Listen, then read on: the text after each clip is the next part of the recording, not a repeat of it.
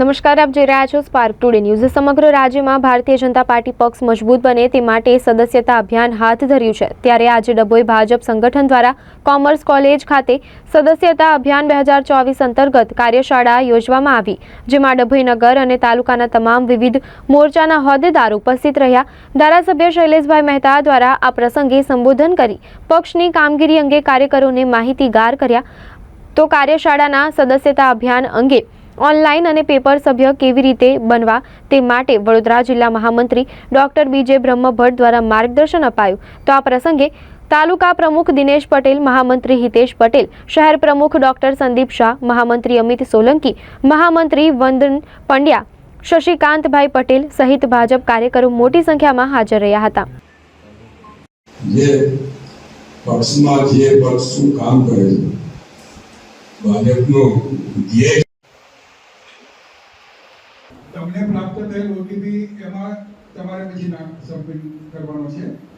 તમે જે ઓટીપી લખશો અને પછી સબમિટ બટન પર ક્લિક કરો અને સેન્ડ ઓટીપી એના પર ક્લિક કરશો એટલે એક લિંક પ્રાપ્ત થશે તમને। જો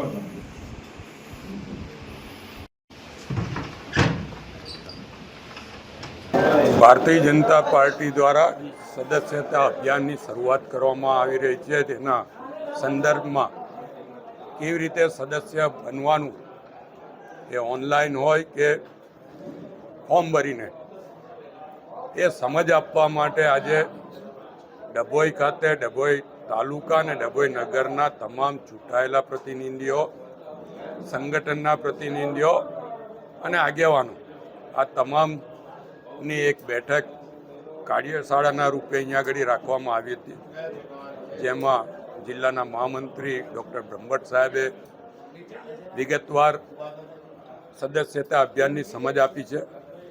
સાથે જ આ સદસ્યતા અભિયાન ફક્ત પાર્ટીને મજબૂત કરવા નહીં, પણ પાર્ટીને મજબૂત કરવા સાથે દેશને પણ સશક્ત બનાવવા માટેનું અભિયાન છે। ત્યારે એમાં તમામને કેવી રીતે જોડવા એ બાબતની ચર્ચા કરવામાં આવી છે।